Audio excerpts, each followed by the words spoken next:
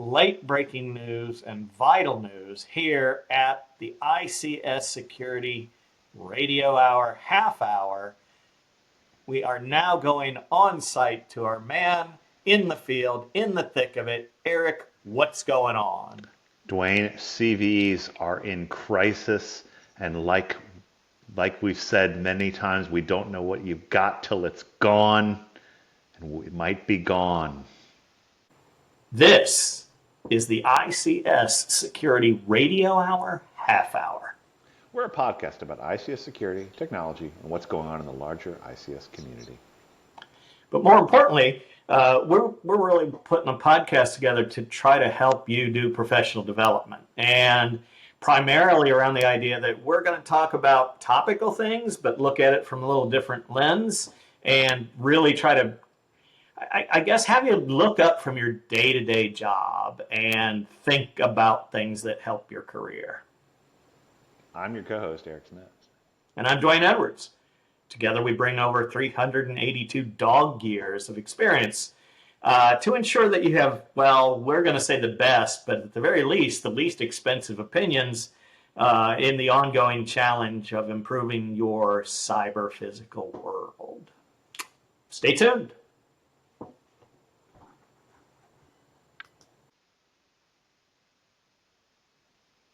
Well, before the intro, you said you don't know what you got till it's gone, and I think there's a lot of noise, but fill me in. Well, Dwayne, on Monday, April 15th, as we were all finishing up our taxes, the government then decided not to fund something, according to Yosri Barsum, who was head of MITRE, dropped a letter to everybody in the security world basically stating that the MITRE board received notice that they would not get the funding to run the CVE database, or also known as the National Vulnerability Database.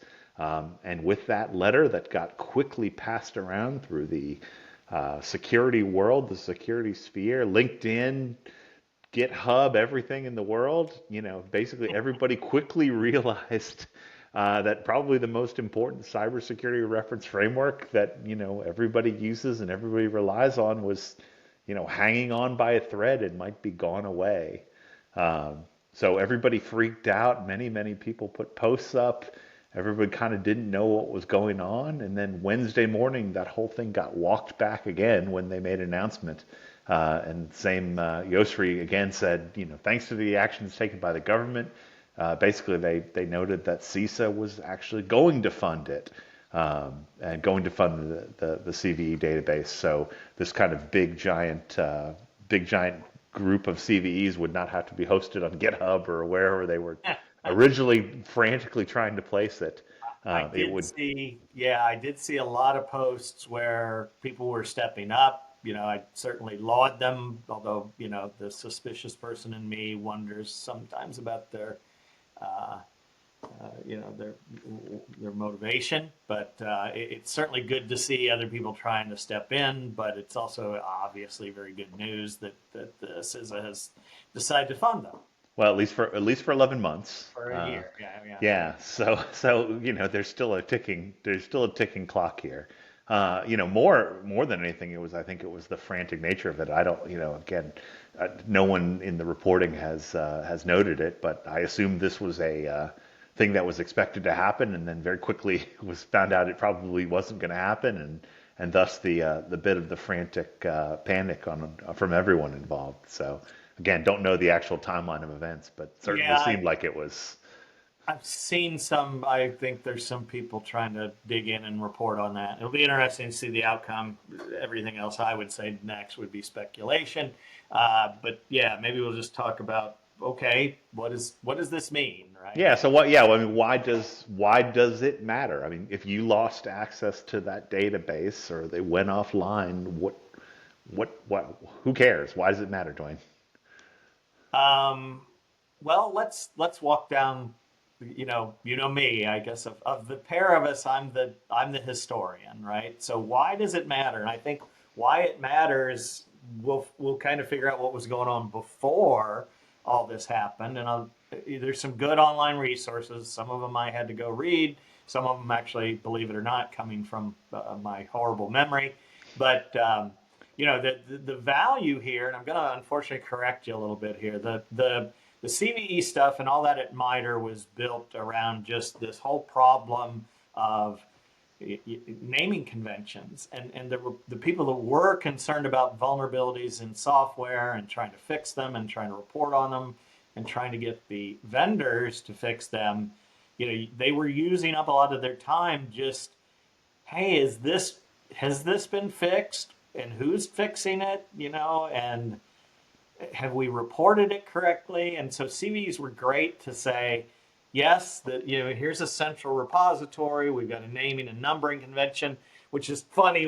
Some of the things I've already seen that people were trying to bring up new databases and stuff. It had different numbering, all kinds of different stuff. It's always the organization, right? That is always the linchpin. Is how the heck do you talk? I mean, look, Yeah.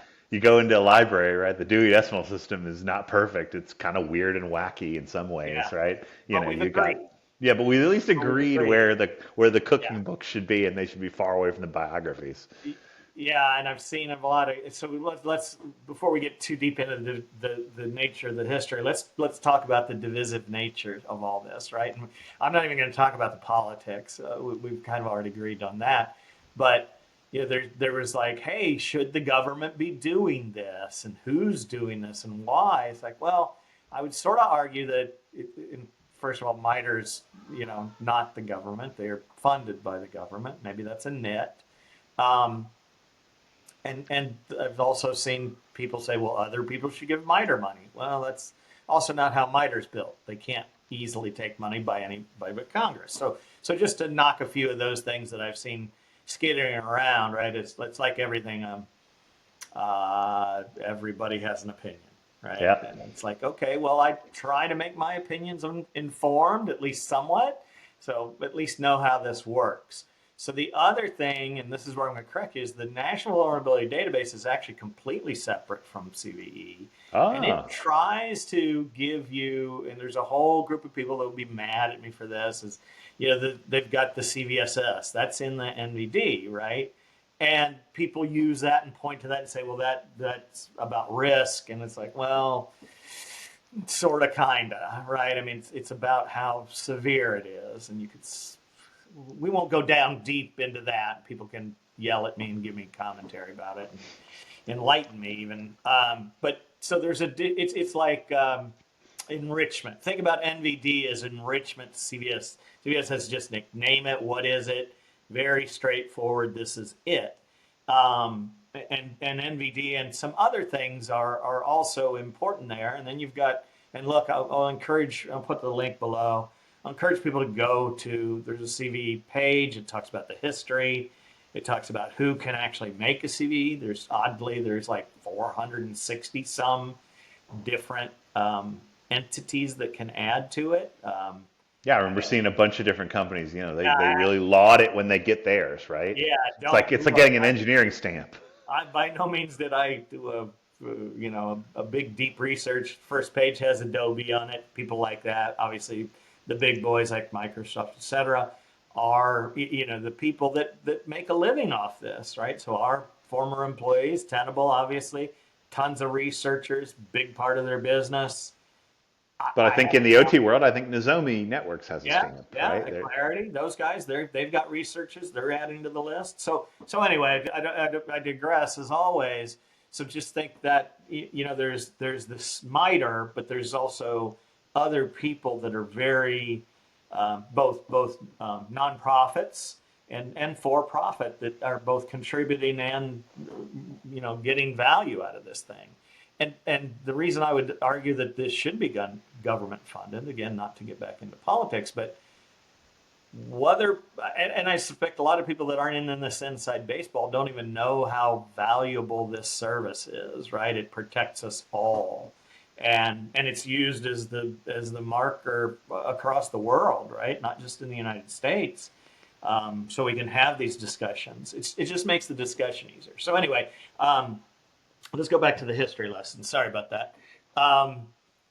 So we had what was going on before this, and so we had, um, well, I mean, quite frankly, the worst problem before the CVE was OEMs, people that wrote the software, very well aware of bugs in there and did nothing about it. Right. And again, I'll not talk about corporate greed or other things there. Draw your own conclusions. People in the community, people forward looking, and I think very good folk and positive minded folk built things like, and I'm not going to go through each and every person, go look. But the dudes behind Bug Track, right? Scott Chasen, I said I'm not going to say the name. They built a good mailing list, right? This is before the internet was good or whatever it was.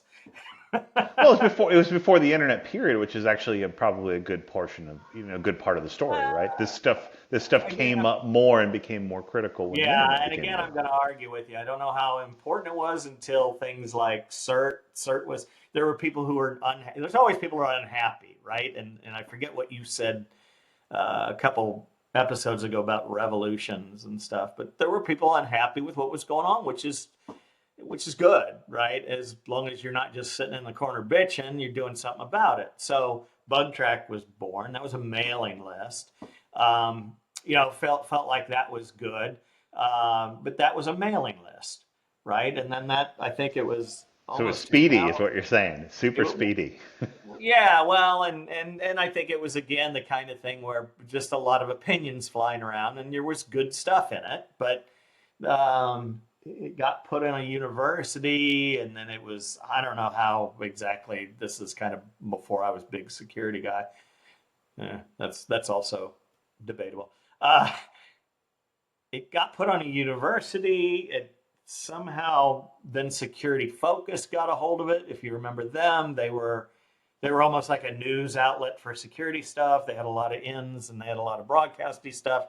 And then Symantec got a hold of it. And look, again, I wasn't in it, but apparently that was kind of its death knell, and it kind of went downhill then. And then we got into some other mailing lists and stuff. But in that meantime, the folks at MITRE built CVE, right? And it was just like, hey, we need to build this database and have common ways of identifying and looking at and talking about. And again, the thing that saved was practitioners, right?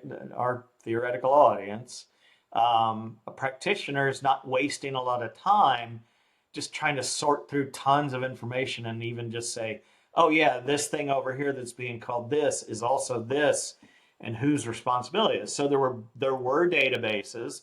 Those databases were all over the place. Again, they didn't name stuff, they didn't number stuff, they didn't do anything. Well, they did them. They just all did them differently. So there was no standardization. So I'm the practitioner, and I'm worried about vulnerabilities. I have to spend hours a day or week or what have you just manually cross-referencing all this junk that's out there. I shouldn't call it junk. It just say it's incomplete. It's It's incomplete. just not organized, so you can't find the value that you need at Yeah. that time And, in that moment that you need to go fix something. yeah, and from an engineer standpoint, I think it was, hey, when was this found? How was this found? Has people built a proof of concept to fix it? Because back then there was a lot of sort of self-fixing. Linux, Unix, stuff like that, particularly was stuff well, not me, I couldn't do it, but a lot of people could go in and fix it. You had closed systems too, as well. That then you just had to have pressure. Hey, this was reported very clearly. This was um, on this date. Somebody found this. What are you doing? And so it was harder to hide. So anyway, these guys built that. Then the NVD came along pretty quickly after that, as you spoke about. That was NIST, right? So and there's some other things out there. Again, not just private companies, but there's a lot of good databases and a lot of good work being done on the back of just this simple idea of CVEs. And I don't say that to denigrate the work. The work is tough, right? They have to classify it.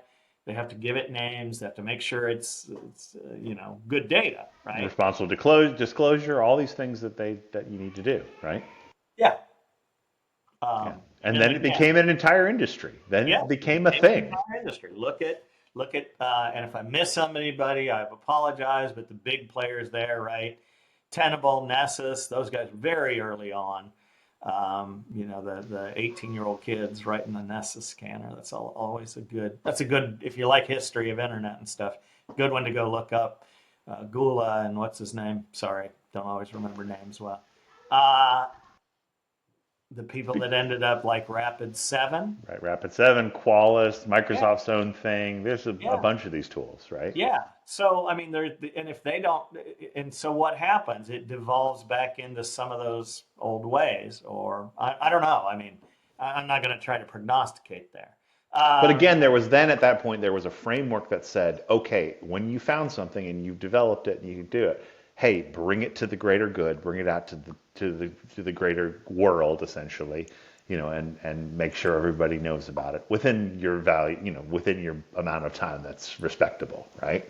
right. And so And this then book about, equally force these vendors and these software yeah. providers to go fix their stuff. And I think that drove bug bounties for good or ill. Won't go down that path either. But the other thing for researchers is, hey, I found these CVEs. That's a great thing. I think people It who've done proves it. your bona fides as a good Yeah, hacker or a good researcher. yeah, and I'm not sure how much some of the veterans put weight behind that, but I think if you're new to the industry, it's a great thing. It's a great resume builder. So, Yeah, absolutely. and I don't have that interest, and I probably don't have that capability. So, but it's good work. All right, it's good work. We should all appreciate it. So what does that mean to us? I Well, guess. let's talk about this. So it was going away, and then everyone freaked out, and there were actually interesting, different, there were different opinions, right? Yeah, There were some people who were lauding and getting super excited. It's finally dead. I won't qualify anyone, but there were people who were like, yeah, this was a distraction to us as a security industry. Like it was, people were focusing on it too much, and others were, also, understandably freaked out. Hey, this is a thing that I'm doing on a day-to-day basis, or I'm in charge of vulnerability management for my organization. What am I going to do tomorrow if this thing goes away? Because of course, yeah, all these tools, all these systems, all these different things use that as a, through their APIs and things like that. They pull they pull this information in, and so it just disappears, and there's no kind of standard.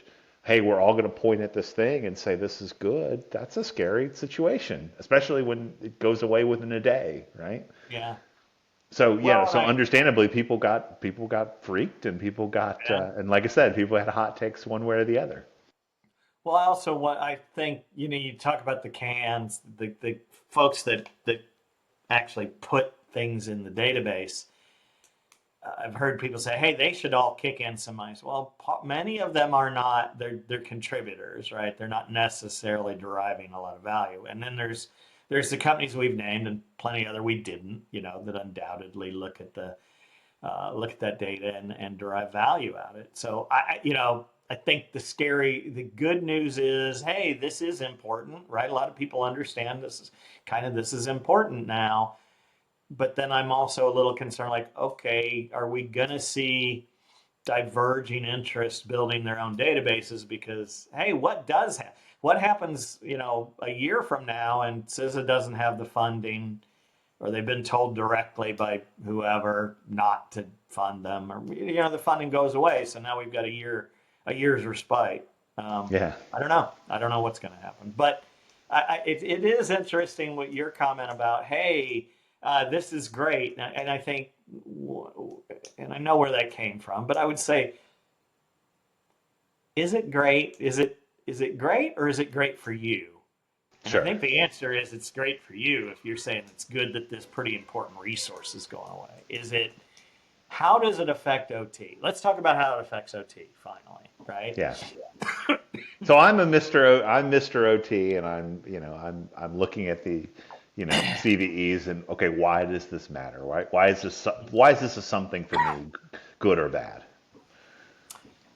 Yeah, and I think you and I went through this a lot in our previous lives, and maybe to some degree still do. It's you're magically Mr. OT. You're magically all of a sudden responsible for all the cybersecurity in your ICS environment. and you get some funding, you buy a tool, and then somebody says, well, you've got 10 million vulnerabilities that we didn't know about yesterday. It's your job is to fix them. How long is that going to take, Eric? Oh, a very long time, probably. Yeah, and look, the thing I'm going And to by say, the way, you can't shut it down right yeah, now by the way, you to can't. fix it. And look, this is not whole cloth built out of my tiny brain. It's an amalgamation of any number of people. Probably some of us have heard this, right? This is just, to me, this is just like regular vulnerability management in any company. You've got more than you can handle. So how do you prioritize them? What do you do about them, right? And that's the trick in security, period, really.